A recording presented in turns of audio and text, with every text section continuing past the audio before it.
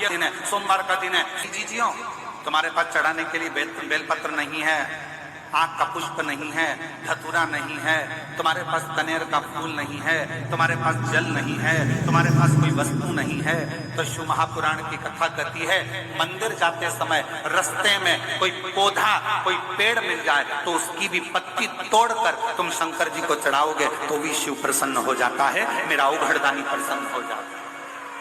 करोगे तो भगवान रुष्ट हो जाएंगे, मेरा शंकर भगवान कभी रुष्ट नहीं होता। सोमवारी के दिन ज्यादा तुम्हें कुछ देने की जरूरत नहीं है, शंकर भगवान को मात्र एक चावल का दाना, एक चावल का दाना मात्र, और वो भी पूर्ण, खंडित नहीं, आखा चावल, पूर्ण चावल अगर एक देवाधिदेव महादेव को समर्पित कर, और हम तो फिर निवेदन करेंगे, एक अष्टमी, प्रदोष, शिवरात्रि, सोमवार शंकर भगवान को समर्पित करना है। तुम थोड़े दिन सोमवारी के दिन, प्रदोष के दिन, महीने में एक बार आने वाली शिवरात्रि के दिन एक चावल का दाना समर्पित कर कर देखिए, फिर आपको मालूम पड़ेगा, 2-3 महीने के अंदर अंतर मालूम पड़ जाएगा कि तुम्हारी जिंदगी में कितनी उज्जवलता आती है, कितना आप सफल होते हैं, कितनी प्रबलता आपके जीवन में आती है। एक चावल, और वो भी चावल का दाना धोला। आपके पास में शिव जी को चढ़ाने के लिए यदि कुछ भी नहीं है, किसी भी पेड़ की पत्तियां, किसी वृक्ष की पत्ती को तोड़ा, शिव जी को समर्पित। और मेरी जीजियों 5 स्थान बताए हैं, एक जनी को भेज के यहाँ का उच्छेद करेगा।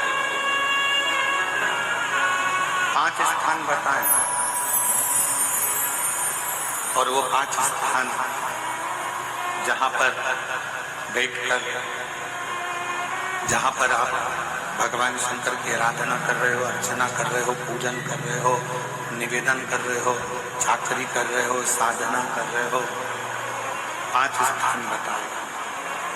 उन 5 स्थान पर भले 2 मिनट के लिए आप लोग रहें, या 4 मिनट या 5 मिनट के लिए आप लोग रहें,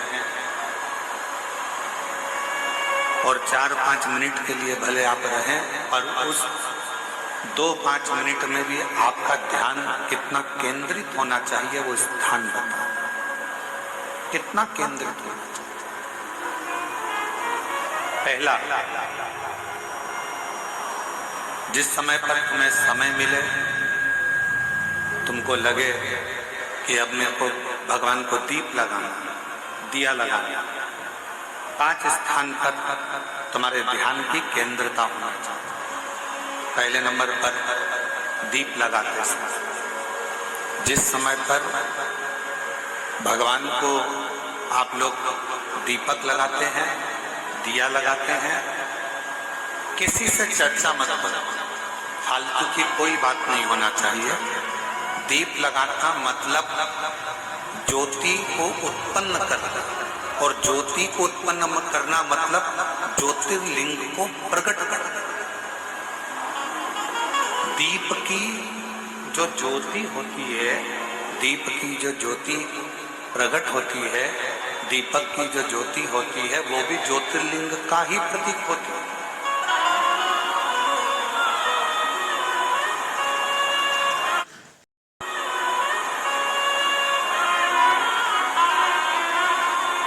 दीपक की जो ज्योति है वो ज्योतिर्लिंग का ही प्रतीक है, ज्योतिर्लिंग का। इसलिए दीपक लगाते समय व्यर्थ की किसी से बात ना करी जाए। दीपक लगाते समय किसी से व्यर्थ की बात ना करते हुए, जिस दीपक को आप प्रज्वलित कर रहे हो, जिस दीपक को आप लगा रहे हो, आपका ध्यान उस शिव की ज्योति में केंद्रित होना चाहिए।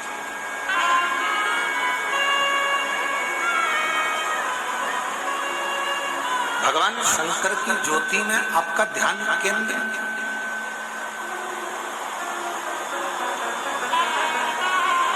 और शिव की ज्योति में जब आपका ध्यान केंद्रित होगा, भगवान शंकर की ज्योति में जब आपका ध्यान केंद्रित होगा, तब आप स्वयं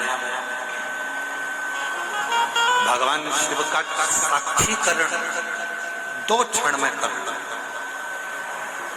तो दीप जलाते समय चाहे मंदिर में दीपक लगाओ, चाहे घर के अंदर मंदिर में दीपक लगाओ, चाहे बेलपत्र के वृक्ष के नीचे दीपक लगाओ, चाहे आंवले के वृक्ष के नीचे दीपक लगाओ, चाहे आप घर के दरवाजे पर दीपक लगाओ।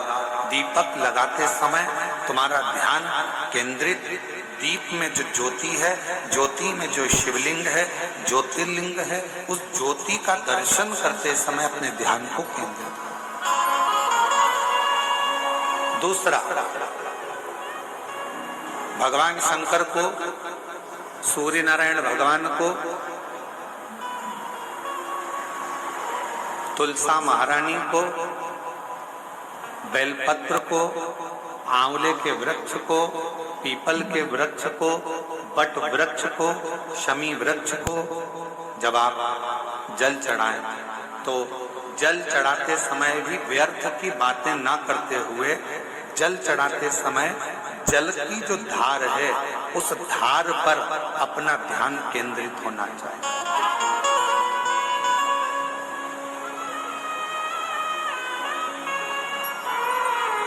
उस प्रेशर बढ़ाओ, प्रेशर, उस धार पर आपका जल की जो धार हो, उस धार पर आपका ध्यान केंद्रित। दीपक की ज्योति पर आपका ध्यान केंद्रित हो, जल की धार पर आपका ध्यान केंद्रित हो। तीसरे नंबर पर कहा गया, तीसरा स्थान जो कहा गया, जब भगवान शंकर के मंदिर में, देवता के मंदिर में, देवालय में, शिवालय में जब आप भगवान को प्रणाम करने के लिए, नमन करने के लिए नीचे झुके हो, उस समय पर आपका ध्यान भगवान के चरणारविंद में केंद्रित होना चाहिए। ये तीसरे नंबर का स्थान है। ज्योति, जलधार, चरणारविंद को नमन करना तीसरा। और चौथा स्थान बताया, नंदी के पास जब आप बैठो। हमने पहले भी कथा में कहा, जब कोई बहुत ज्यादा, बहुत बड़ा कोई तकलीफ, कोई कष्ट, कोई दुख, कोई परेशानी आपकी जिंदगी में यदि आ गई हो, तो नंदी के पास शंकर जी को जल चढ़ाने के बाद 2 मिनट, 2 क्षण, 1 मिनट, 5 मिनट, जितना मिल जाए, आधा मिनट, 1 सेकंड नंदी के पास बैठना चाहिए।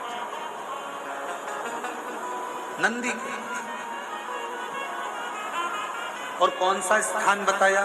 तो कहा नंदी का जो पांव, आगे का एक चरण नंदी का उठा हुआ रहता है। दर्शन करें आप लोगों ने? किस किस ने करें? जरा हाथ उठाओ, करें सब लोगों ने। नंदी का आगे का एक पांव उठा हुआ होता है। तो नंदी, जब तुम कोई विषम परिस्थिति में हो, बहुत टेंशन में हो, बहुत तकलीफ में हो, बहुत कष्ट में हो, और बहुत ज्यादा कोई डिप्रेशन में हो, कोई चिंता में हो, कोई बात अगर तकलीफ की है, तो नंदी का जो पांव उठा हुआ रहता है, उस पांव के पास में थोड़ी देर, नंदी के साइड में थोड़ी देर, 1 सेकंड, आधा सेकंड, आधा मिनट, 1 मिनट, 2 मिनट, 5 मिनट, जितना आप बैठो और थोड़ी देर बैठकर बाबा की ओर ध्यान को केंद्रित करो और अपने मन की बात कह दो। वो चौथा स्थान बताया, मन को केंद्रित करने। 5वां स्थान, जब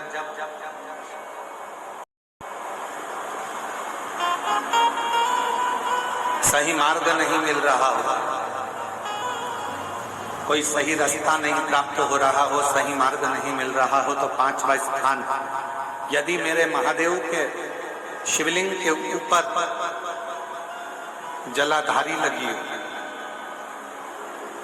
तो मंदिर में गए, शिवालय में गए और भगवान शंकर के शिवलिंग के ऊपर यदि जलाधारी लगी हो, तो जब आप भगवान शंकर के मंदिर से बाहर निकल रहे हो, तो बाहर निकलते समय अगर आपको दरवाजे पर खड़े होकर जलाधारी का यदि दर्शन हो जाए, तो 2 क्षण के लिए उसका दर्शन भी केंद्रित कर सकते हो। ये 5 स्थान ऐसे हैं जिन स्थान पर अपने भगवान के चरणारविंद को, भगवान के दर्शन को केंद्रित किया।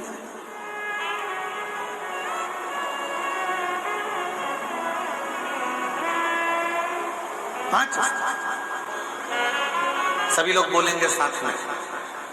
पहला, जम के बोलो जरा, जम के बोलो, आवाज नहीं आ रही है।